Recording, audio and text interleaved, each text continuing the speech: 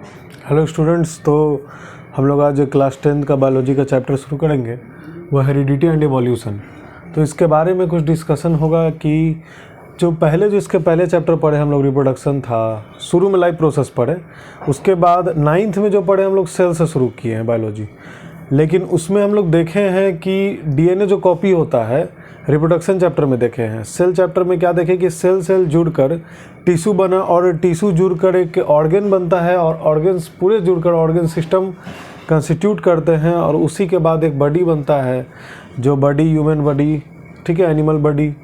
तो इसके में जो भी वेरिएशंस आते हैं, जो भी ऑर्गन्स में या फंक्शंस में वेरिएशंस आते हैं, इंसान के फंक्शंस में जितने मतलब ह्यूमंस हैं, एनिमल्स, उन सभी में फंक्शंस का थोड़ा सा सिमिलर है लेकिन आइडेंटिकल नहीं है, ठीक है, एग्जैक्ट नहीं है, वेरिएशंस है दिखने में भी और फंक्शंस में भी। तो इसी में हर जगह हेरिडिटी और इवोल्यूशन सब जगह देखा गया है। 9th क्लास में भी है लेकिन वहाँ पे छुपा के डिस्कशन किया है, वहाँ पे उतना उजागर नहीं किया है कि कहाँ पे क्या हेरिडिटी है, कहाँ पे इवोल्यूशन हुआ है। 10th में आपको इस पर पूरा चैप्टर ही दे दिया है कि रिप्रोडक्शन चैप्टर में आप देखें कि डीएनए जो कॉपी हो रहा है, जब रिप्रोडक्शन होता है, जो मेल गैमीट और फीमेल गैमीट, मेल गैमीट आपका स्पर्म है, फीमेल गैमीट ओवम है, वो दोनों जब फ्यूज्ड हो जाता है तो फ्यूज होने के बाद फ्यूज्ड एग हम लोग पढ़े थे, उसको भी बताए थे कि जाइगोट जो होता है फ्यूज्ड एग होता है। तो फ्यूज़न का मतलब होता है क्या, मेल गैमीट और फीमेल गैमीट का फ्यूज़ हो जाना, डेट्स कॉल्ड फ्यूज़न।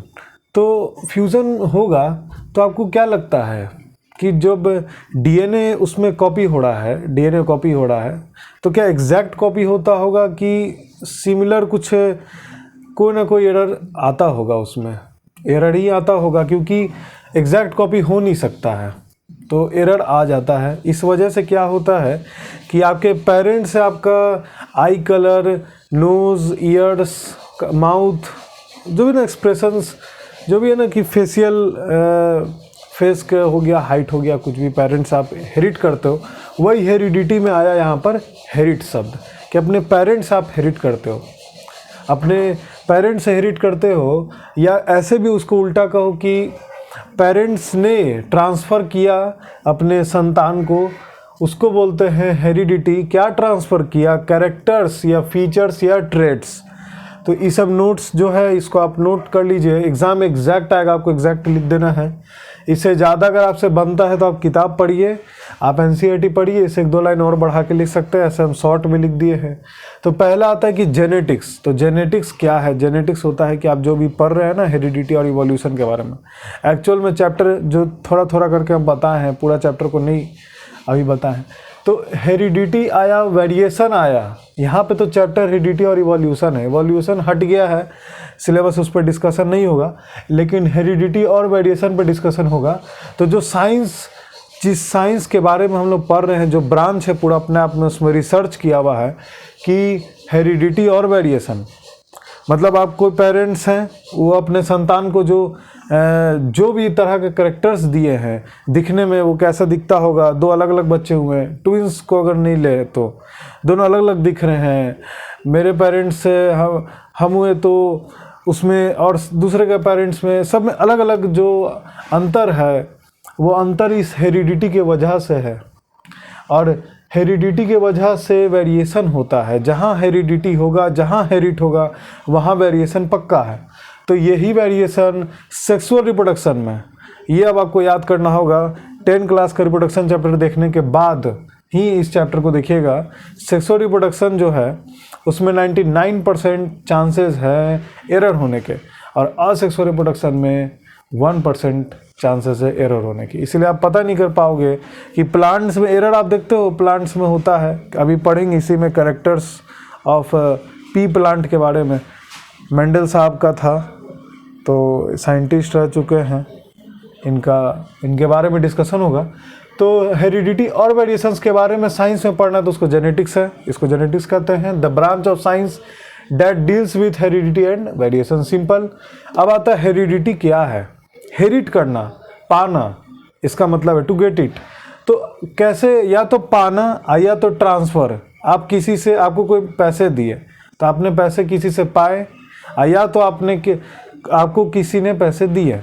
तो it means the transmission of features, characters, traits from one generation to the next generation. बिल्कुल नहीं घबराना है, फीचर का ही मतलब वही है, कैरेक्टर्स का ही मतलब वही है और ट्रेट्स का ही मतलब वही है। कैरेक्टर और ट्रेट आगे जाके विभाजित हो जाएगा और बिल्कुल डिफ्रेंशिएट हो जाएगा कि कैरेक्टर क्या होता है और ट्रेट एक्चुअली में क्या होता है। इसके बारे में आगे बात करेंगे। वेरिएशन क्या है? अब वेरिएशन देखिए क्या होता है कि बहुत सारे तरीके स्पीसीज दिखते हैं। जैसे हम ही लोग ह्यूमंस में, एनिमल्स में नहीं चल जाएंगे, फिर तो एनिमल्स का तो पूरा इंसाइक्लोपीडिया ही खुल जाएगा। ह्यूमंस में अगर चले तो ह्यूमंस में बहुत सारे वेरिएशंस हैं। आप अपने ईयर्स को देखोगे, ईयर यहाँ पर, तो जो ईयर टिप पे आपको जो मसल दिखेंगे या और नोज़ और आपको आई कलर में ऐसे भों, आईब्रो सब जो भी, तो उसमें आपको डिफरेंस दिखेगा अलग अलग इंडिविजुअल्स में। भाई बहन में डिफरेंस दिखता है, भाई भाई में डिफरेंस है। तो ये जो दिखने में अंतर आ जाता है, कुछ बॉडी पार्ट्स के ऑर्गन्स के उसमें अंतर आ जाए, उसके स्ट्रक्चर में अंतर आ जाए, तो उस स्पीसीज़ और उस पूरे पॉपुलेशन में अंतर आ सकता है। जैसे कि मान लीजिए कि एग्जांपल देते हैं कि अगर कोई ए है, स्पीसीज़ है, मतलब एक पॉपुलेशन का ए, एक पॉपुलेशन का बी है, या चलिए ए ही मानते हैं। ये दोनों जब रिप्रोडक्शन करता है, इन्वॉल्व होता है, तो उसमें ये बी बन गया, ठीक है। फिर यहाँ पर कोई सी है, यहाँ पर फिर कोई सी है, ये दोनों सी मिलकर एक डी बन गया। यहाँ तक क्लियर होगा पक्का।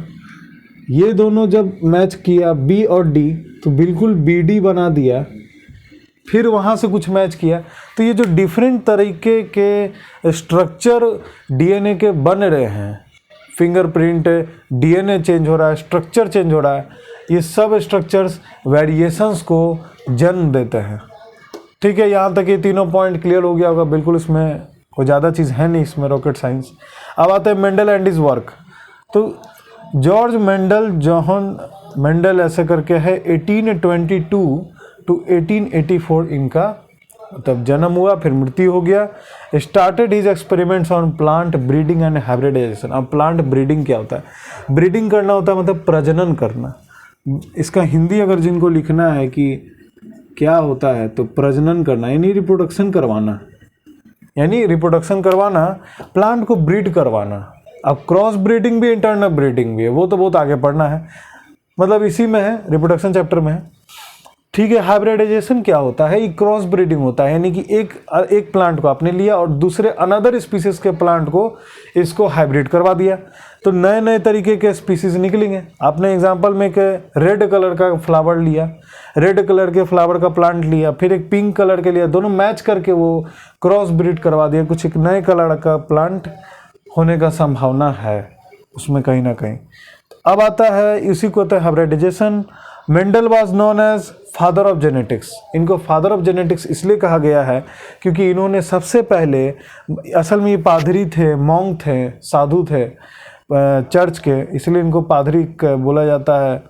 तो इन्होंने रिसर्च किया बायोलॉजी पर, उनका बायोलॉजी फेवरेट सब्जेक्ट होगा, और उसमें मैथ डाल दिया, उसमें उन्होंने मैथ डाल दिए, और इसलिए उनको फादर ऑफ जेनेटिक्स कहे जाते हैं क्योंकि ये इसका जन्म दिए हैं, जेनेटिक्स के दाता हैं। जेनेटिक्स जो पूरा बायोलॉजी का टर्म है जेनेटिक्स, उसमें ये समझना होगा कि थोड़ा सा पिछले चैप्टर में हम लोग पढ़े हैं कि जो जीन्स शब्द है, जीन्स वो क्या है? जीन्स क्या है? जीन्स आपका सेक्स सेल है, सेक्स सेल्स हैं। स्पर्म और ओवम दो ही हैं, तीसरा तो कोई है नहीं। स्पर्म और ओवम, कोई पूछेगा व्हाट इज जीन्स, तो डायरेक्ट तो नहीं बोलेंगे सेक्स सेल्स, बताएंगे male gamete, sperm and ovum, these are called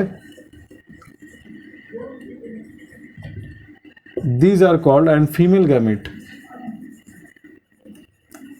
तो भैया दीज आर कॉल्ड जीन्स, ये तो जीन्स हो गया।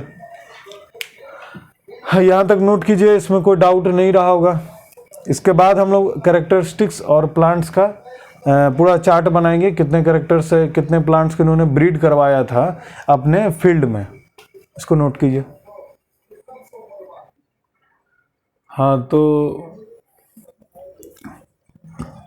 अब इसको देखते हैं। अगला टॉपिक जो है हमारा है कि सर मेंडल जो थे, उन्होंने प्लांट्स को एक्सपेरिमेंट करने के लिए कोई ना कोई तो, अगर आपको प्लांट से एक्सपेरिमेंट करना है तो कोई तो दुनिया में कोई तो प्लांट आप चूज़ करोगे। तो उन्होंने सबसे आसान और सबसे क्विक रिजल्ट देने के लिए आप किस चीज़ पर रिसर्च कर सकते हो जो आपको क्विक रिजल्ट दे। तो आदमी रैट्स पे आप देखो कि जितने भी अभी वैक्सीन होते हैं या जो भी तरह का ट्रायल होता है, एरर जो भी मिलता है, उस सभी ही ट्रायल मेथड जो है, ट्रायल और एरर, वो सभी रैट्स पर ही हम लोग यूज़ करते हैं मैक्सिमम, क्योंकि उससे तुरंत हमारा रिज़ल्ट मिलता है। इसीलिए इन्होंने क्या किया, पीसम सतीवम, फिर से बोल रहे हैं, पीसम सतीवम, PISUM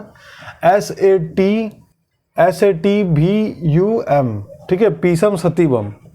गार्डन पी है भाई, यानी कि हरा मटर जो आप खाते हो तो एक रिंकल्ड होता है, एक फूला फूला राउंड होता है, वही है पीसम सतीवम। उसका बायोलॉजिकल नेम है पीसम सतीवम। होमो सैपियंस होता है ना हम लोग का। तो Mendel use a number of contrasting characters for garden pea. अब क्या कौन कौन से कैरेक्टर्स उन्होंने यूज़ किया उसके बारे में हम लोग विस्तार से डिस्कशन करेंगे। क्या है कि अब जैसे मटर का दाना ले लिए, अब उसमें कई तरह के मटर आ गए, हरे मटर तो हैं और कुछ पीले मटर टाइप से आ गए। तो सभी जितने भी तरीके के मटर उग सकते हैं उन्होंने अपने फील्ड में उगाया और उसके रिजल्ट्स को एक एक्सपेरिमेंट पे, चार्ट पे उतारा और देखा कि आखिर किस तरीके से हम अगर एक प्लांट लें इस टाइप का, दूसरा प्लांट लें इस टाइप का, ये कैरेक्टर्स में पहले से हो, दोनों को ब्रीड करवा दे, दोनों को हाइब्रिड करवा दे।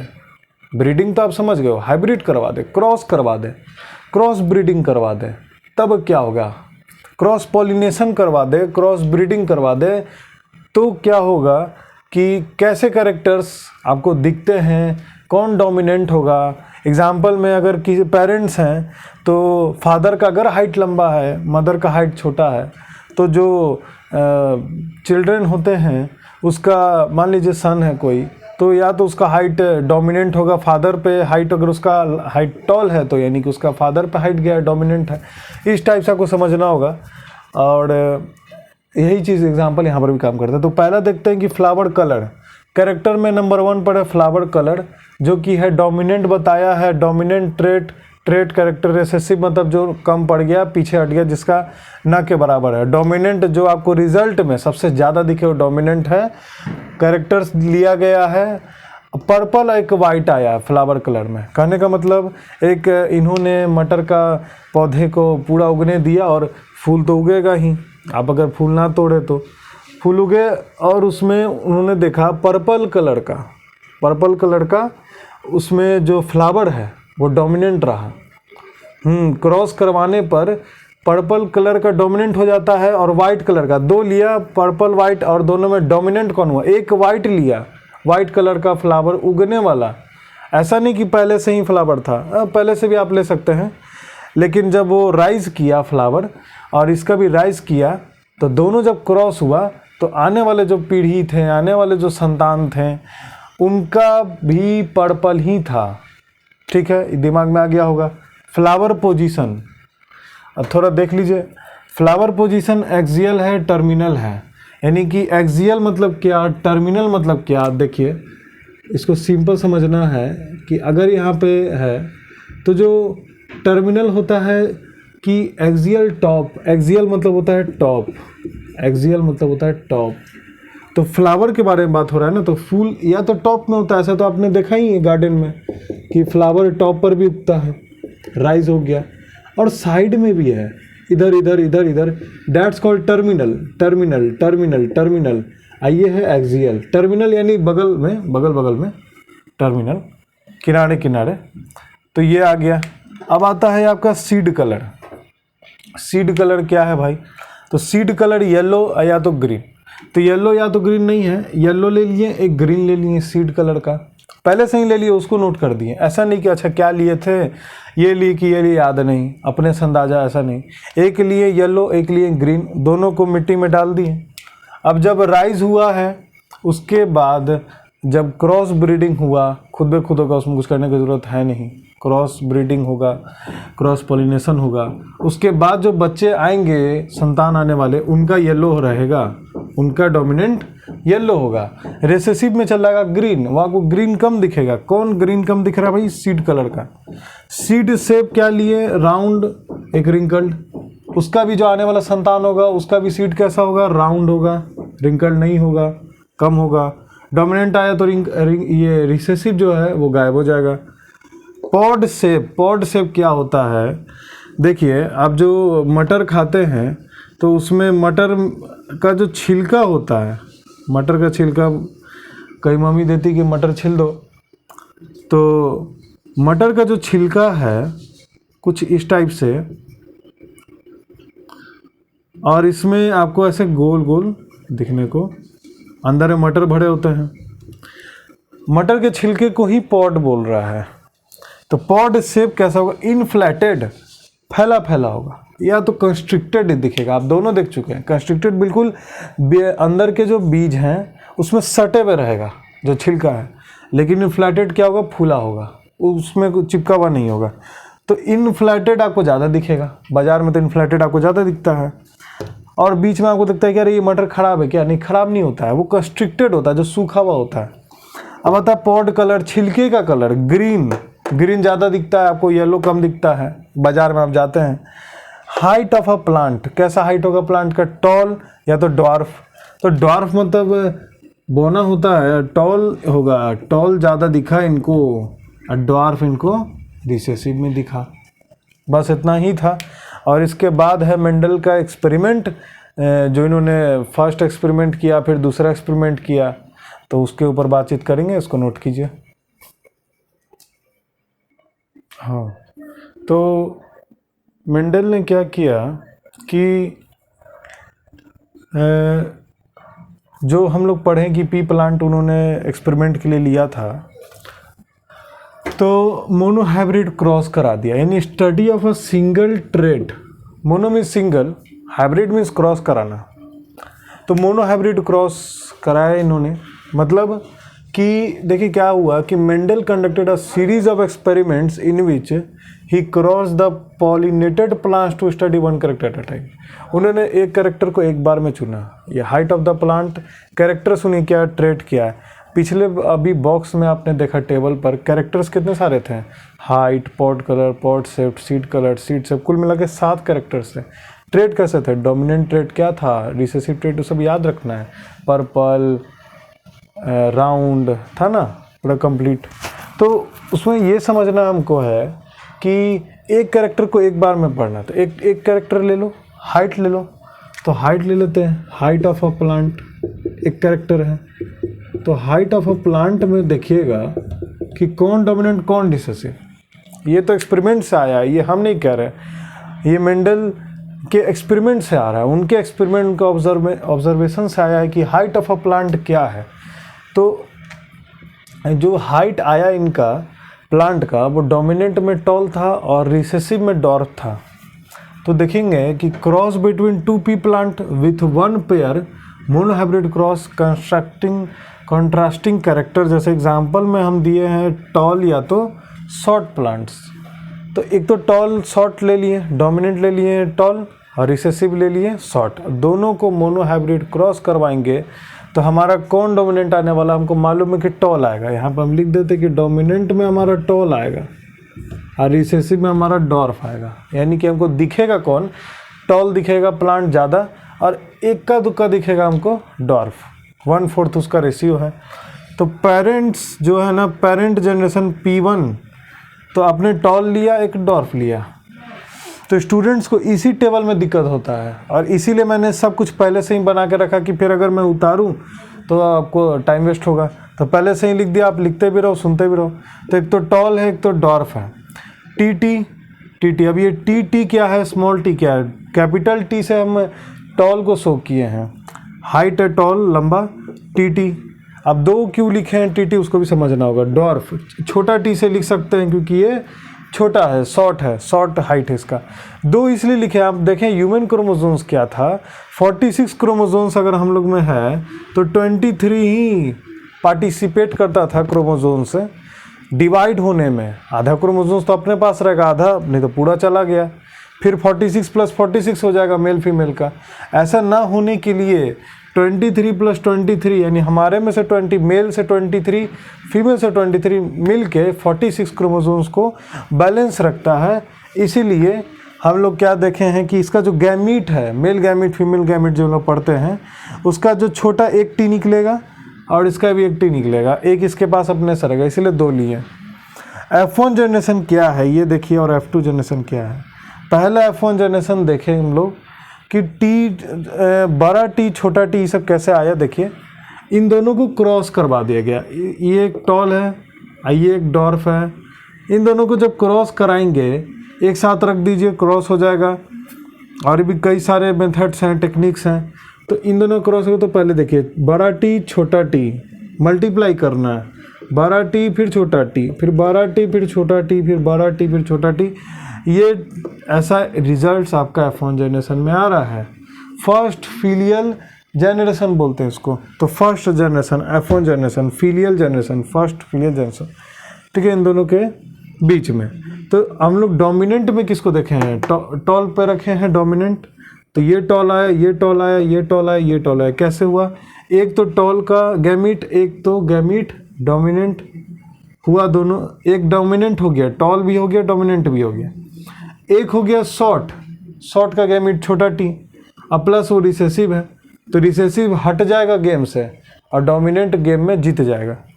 तो सब टॉल होगा F1 जनरेशन में, आपको टॉल दिखेगा, ये याद रखना है बस। इसमें कुछ ज़्यादा क्वेश्चन नहीं आएगा, और लेकिन आया तो दमदार क्वेश्चन आएगा और बिल्कुल यही पूछेगा टेबल, ज़्यादा कुछ नहीं पूछेगा रेफरेंस बुक से, सिर्फ NCERT पूछेगा। NCERT छोड़ के आप सब पढ़ते हैं, दिक्कत हो जाएगा।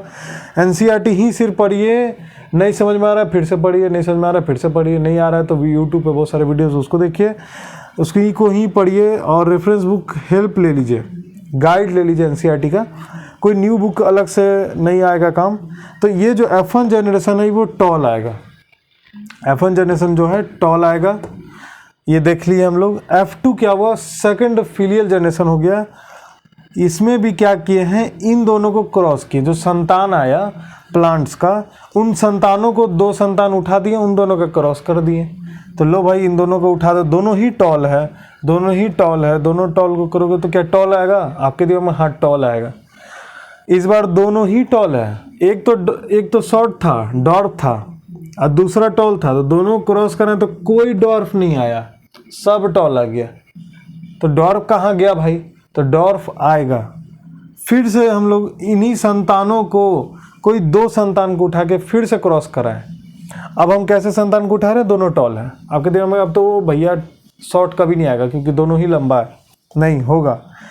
इसीलिए देखिए जब टॉल को हम लोग क्या कराते हैं, क्रॉस कराते हैं, तो टॉल फिर टॉल कैसे बना, टी फिर छोटा टी, टॉल बना, फिर टॉल, अब फिर आगे आपका सबसे छोटा टी, यानी आपका ये कैपिटल टी होगा ना, ये कैपिटल टी होगा। आया कैसे कैपिटल टी होगा, बिल्कुल आ गया होगा समझ में। प्रैक्टिस का चीज़ है, बार बार लिखना कॉपी पे। कैपिटल टी मल्टीप्लाई होगा कैपिटल टी, ये हम लोग क्लास 6 का अलजेब्रा में किए हैं। और फिर ये टी और ये छोटा टी, फिर ये टी, फिर ये छोटा टी, ऐसे करके आपका टॉल आएगा और फिर लास्ट में डॉर्फ आपका आ जाएगा। लेकिन डोमिनेंट में तो टॉल है, डोमिनेंट में टॉल है, इसी वजह से टॉल ही रह जाएगा, ठीक है, इसमें कोई डाउट नहीं है। ये पूरा ग्राफ, पूरा डायग्राम, पूरा ग्राफिक्स जो भी है, या कहो एक्सरे, ये आपके दिमाग में पक्का चला गया होगा, ये हम मानते हैं। आगे बढ़ते हैं। जीनोटाइपिक रेशियो क्या है ये देखिए। जीनोटाइपिक रेशियो दिखता नहीं है हम लोग में, जीनोटाइपिक नहीं दिखेगा आपको, जीनोटाइपिक नहीं दिख सकता है, फिनोटाइपिक दिखेगा, वो ऑब्जर्व कर सकते हैं। तो जीनोटाइपिक रेशियो जो है वो टीटी है, गैमीट्स का है, तो जीन्स से लिखा हुआ ही है, genes male gamete female gamete. तो इसका जो जीन है ना, टीटी, बड़ा टी छोटा टी, फिर छोटा टी फिर छोटा टी, यहाँ से लिया है F2 जनरेशन से, लास्ट के जनरेशन से लिया है। और बड़ा टी है, ये दोनों तो सेम, इसीलिए एक बार लिख दिया। अब फिर इसको लिख दिया, तो 1:1 ये रेशियो है। यही पूछेगा आपको मैट्रिक में, कहीं भी कंपटीशन में यही पूछता है, और कोई थ्योरी नहीं पूछेगा, उसको कोई थ्योरी से मतलब नहीं है।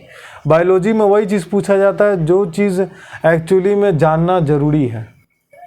फिनोटाइपिक रेशियो 3:1 कैसे आ गया, इसका क्या मतलब है? ये तो आप कह रहे हैं कि देख के बता दिए, हाँ ये तो आसान था, ये तो अब नहीं भूलेंगे, लेकिन फिनोटाइपिक कैसे आप बता रहे हैं?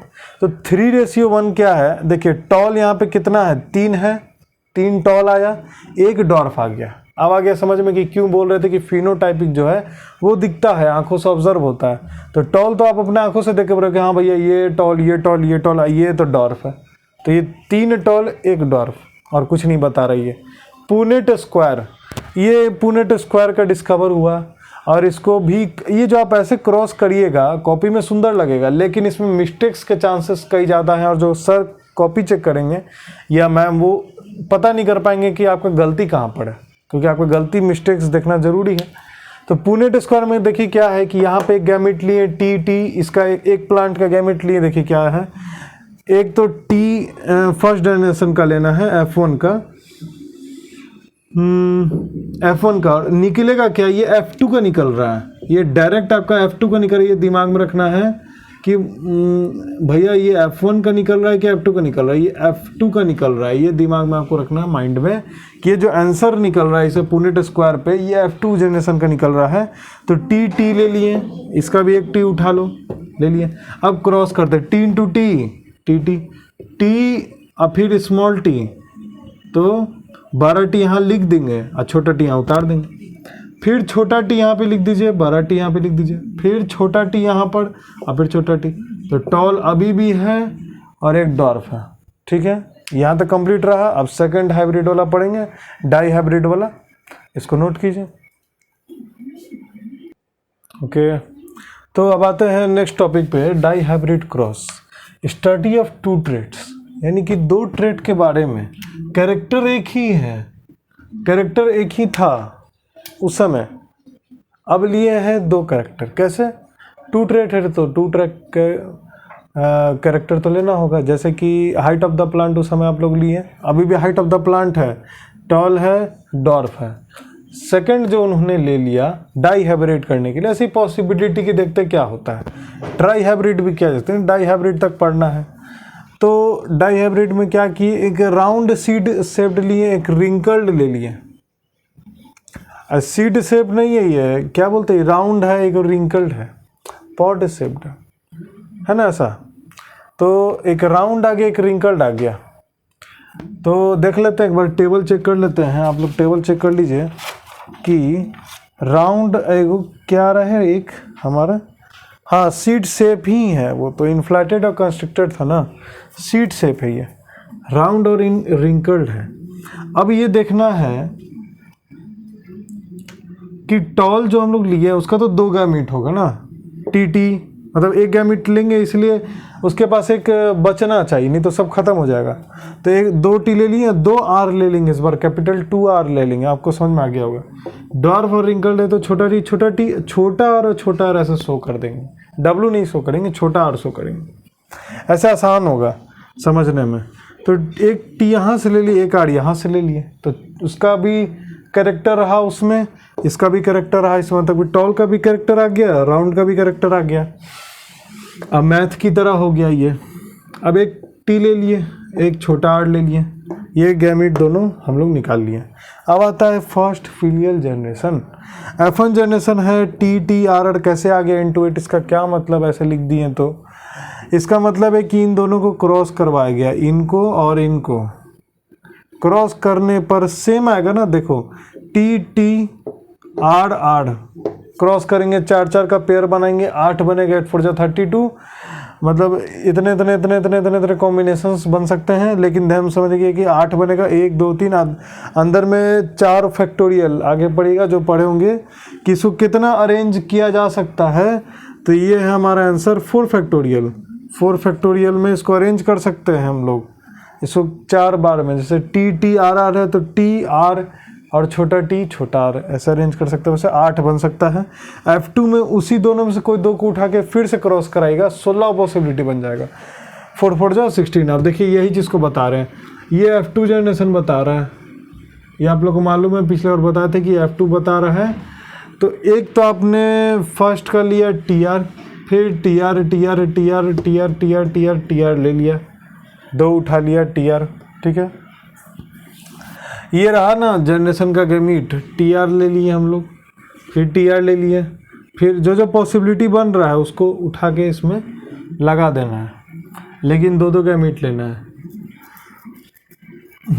अब इसको क्रॉस करने में लफड़ा है, इसमें गलती नहीं होना चाहिए। देखिए क्या है कि बड़ा टी लिए, छोटा टी नहीं है, बड़ा टी है, तो दोनों बड़ा टी बड़ा आर दोनों क्रॉस करना मतलब मल्टीप्लाई कर देना है, तो उसको वहाँ पे जगह पे रख देना। बड़ा टी रखें, छोटा टी, बड़ा आर, ऐसे ही बड़ा टी। देखिए एक तरीका क्या है आसान, ये टी और आर इन दोनों को यहाँ पे रख दें और बड़ा टी बड़ा आर को यहाँ पे रख दें, फिर इसको भी यहाँ पे रख दें, इसको भी यहाँ पे रख दें। ऐसे करके रखने पर ये पूरा टेबल बन जाता है। ये भैया पूरा डॉर्फ है और रिंकल्ड है पूरा। तो फिनोटाइपिक जो दिख रहा है, जीनोटाइपिक तो बहुत ज़्यादा हो जाएगा। जीनोटाइपिक कैसे बनेगा, बन सकता है वो आप लोग का अपना है, ओन अपना होमवर्क है। जीनोटाइपिक बताइएगा। जीनोटाइपिक हम नहीं बनाने वाले हैं, उसमें बहुत समय है, आपके पास समय है और इसको आप बना सकते हैं। जीनोटाइपिक कैसे बनेगा बता देते हैं। TR आप लिख दीजिए, ऐसे TR लिख दीजिए, फिर रेशियो ले लीजिए। टी और छोटा टी, अब बड़ा आर, फिर ऐसे ले लीजिए, फिर ऐसे करके पूरा लिखना होगा। कितना है, 16 है, 16 बनाना होगा और 16 आपके पास पॉसिबिलिटीज़ आ जाएंगे, रेशियो आ जाएंगे। ये रहा हमारा जीनोटाइपिक की बात है। फिनोटाइपिक क्या है, जो दिख रहा है वो आपको बताना है। तो TR जो है, ऐसा TR किस में आपको दिख रहा है, T और R कहाँ कहाँ पर दिख रहा है, तो ये रहा, ये रहा, ये रहा, ये रहा, ये रहा, ये रहा, ये रहा। बस हम ऐसे बना दे रहे हैं, आपको करना है। 1 2 3 4 5 मतलब 5 है ना, 6 7 8 9 आ गया। फिर कैपिटल T छोटा R, वो कितना हो गया, ये 1 2 3 4 5 है, ये तो बहुत ज़्यादा चला गया। वो आपको कैपिटल T छोटा R चाहिए, तो ये तो 3 ही बनेगा ना, 1 2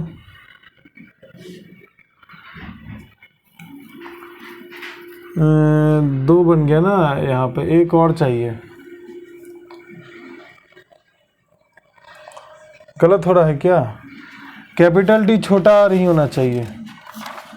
कैपिटल T, हाँ सही है। तो ये जो है ना कैसे पता कि सही होगा, देखिए 9 3 12 12 4 16, ये 16 आना चाहिए। तो फिनोटाइपिक के रेशियो में आ गया कि जो छोटा T है छोटा R है वो कहाँ है, तो वो एक ही है। मतलब कहने का मतलब आपको एक साथ देखना होगा कि वो दोनों मिलना चाहिए, एक भी चीज़ एब्सेंट नहीं होना चाहिए। जैसे कैपिटल T कैपिटल R हम लोग देखें तो वो दोनों में उसको पाया जा रहा है। तो ये कितना आ जा रहा है हमारा, 1 आ जा रहा है। तो ये आप अपने से देख लीजिएगा, इसमें को बहुत ज़्यादा ये नहीं है। तो बस आपसे रेशियो पूछेगा, आप उसको रेशियो लिख दीजिएगा। अब इसके बाद जो टॉपिक है वो है सेक्स डिटर्मिनेशन, उसको पढ़ते हैं, इसको नोट कीजिए। ओके, तो अब नेक्स्ट टॉपिक जो आगे है सेक्स डिटर्मिनेशन जो टॉपिक है, most important topic of this chapter, star लगा के रखिए, क्योंकि अगर आप इसमें टेबल आपको समझ में आ ही गया होगा, लेकिन फिर भी अगर बाय द वे याद नहीं हुआ, एग्ज़ाम में कंप्लीट नहीं कर पाए, इससे जो टॉपिक से क्वेश्चन आएगा, ये आंसर पूरा हम आपको बोर्ड पे लिख दिए हैं। ये जो भी आपको एक एक शब्द है ये नोट्स बना के अच्छे से लिखिएगा, इसलिए पहले से लिख दिए कि आप इसको आराम से लिखें और हम विस्तार से बता सकें। तो इसमें कुछ छूटे ना, कोई भी पॉइंट्स, इसमें कोई पॉइंट्स आपका छूटना नहीं चाहिए। इसमें अपने से शॉर्ट बना के, शॉर्ट नोट्स नहीं इसमें बनाइएगा, ये बिल्कुल शॉर्ट नोट्स ही बनाया हुआ है। तो यही एग्ज़ाम में आएगा बिल्कुल। और ऐसा है कि इस टॉपिक को शुरू करने से पहले समझेंगे कि एग्ज़ाम में क्वेश्चन क्या पूछते हैं।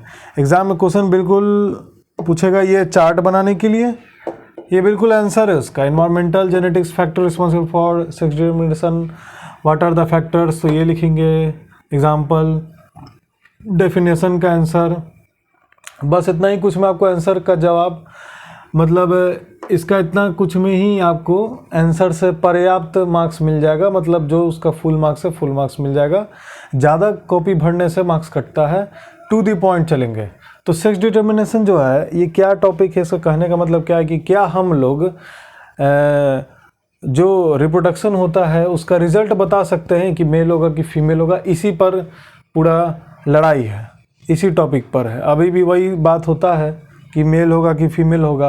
अगर प्रेगनेंसी केस में हम लोग देखते हैं और ऐसा कहते हैं हाव भाव तो लग रहा है कि मेल है बच्चा जो है, फिर कहते नहीं फीमेल है, ऐसा कैसे पता चलता है कि मेल है कि फीमेल है, साइंस क्या कहता है, ठीक है।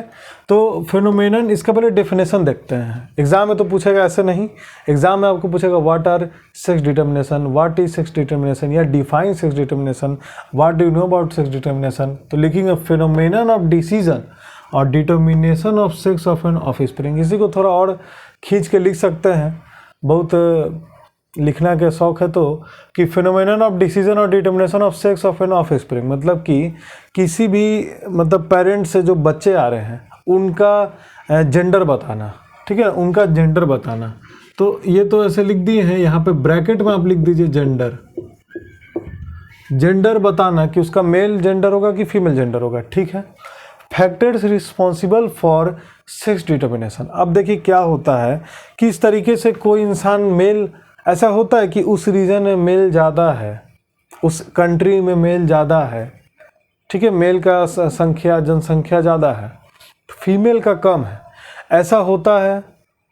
आ रहा होगा कि हाँ हो सकता है, क्या ऐसा सिचुएशंस इन्वायरमेंट्स करते हैं, क्या इंसानों पर ऐसा करते हैं कि नहीं करते हैं? इंसानों पर ऐसा बिल्कुल नहीं करते हैं साइंटिफिकली, बल्कि जानवरों पर करते हैं। तो जानवरों पर क्या करते हैं, ये देखिए, इन्वायरमेंटल कंडीशन बिल्कुल ही और बिल्कुल एनिमल्स पर आधारित है, वो भी कुछ ही एनिमल्स पर है, सारे एनिमल्स पर नहीं है। जेनेटिकली हम लोग को इम्पॉर्टेंट है वो डिटरमाइन करना है, उसी को कंसीडर करना है। देखिए कैसे कि जेनेटिकली पहले अपने बारे में पढ़ लें हम लोग कि कुछ एनिमल जैसे ह्यूमंस हो गए, एनिमल्स हो गए, जितने भी हम लोग, तो जेंडर जो है वो डिटरमाइन होता है पेयर ऑफ क्रोमोसोम से। जैसे कि XX है फीमेल, XY है मेल। ये आपको याद कर लेना है कि XX फीमेल, XY मेल। अब इसके ऊपर कहानी यहाँ पे बात करेंगे। तो ये तो आपको पॉइंट क्लियर हो गया, पूछेगा जब भी तो आप लिख लीजिएगा।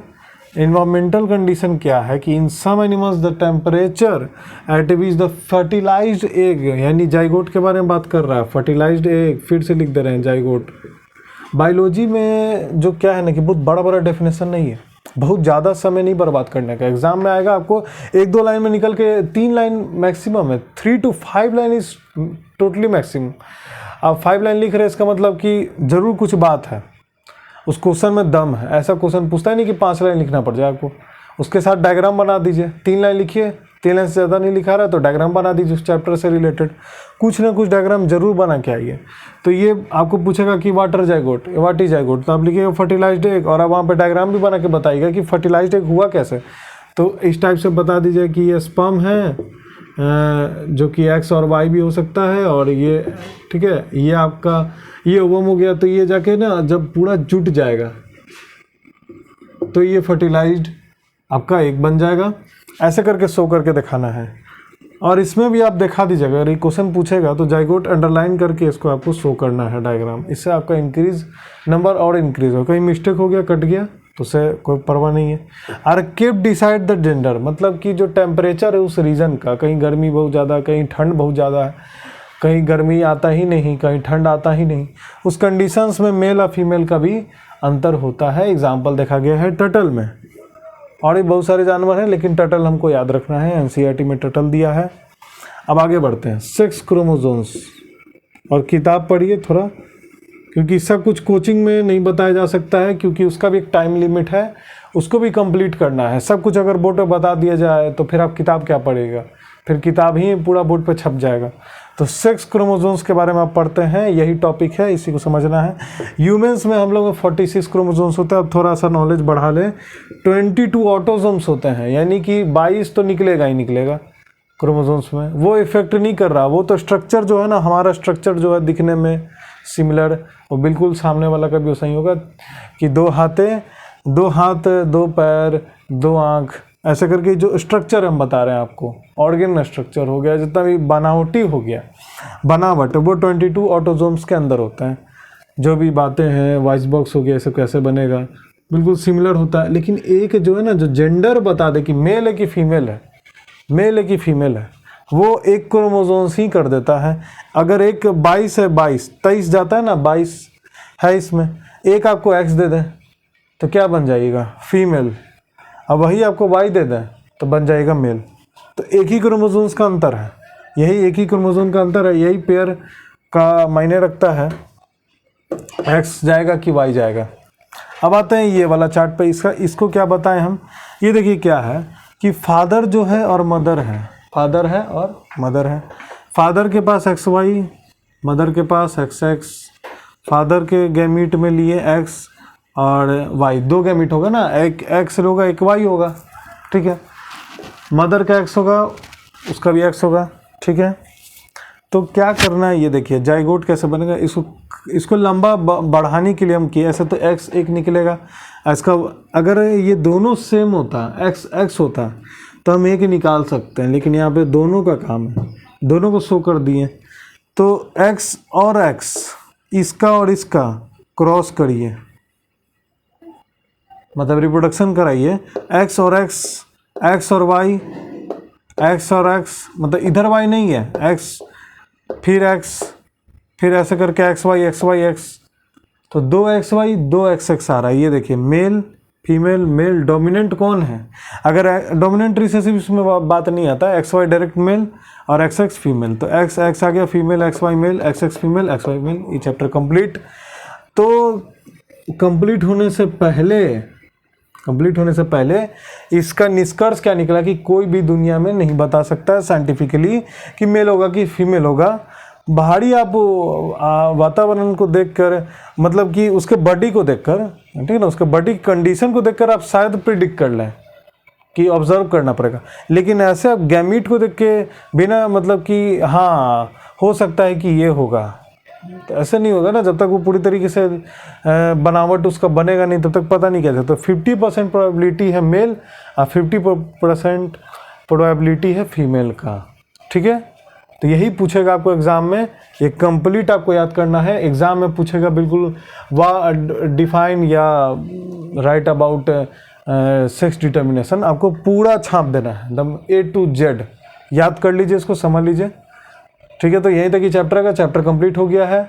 सारा एनसीईआरटी का क्वेश्चन बन जाएगा, कोई भी एक भी डाउट नहीं आएगा, ठीक है। डीएनए का वेरिएशन शुरू में डिस्कशन किया है, वो सब आपका बन जाएगा, ठीक है।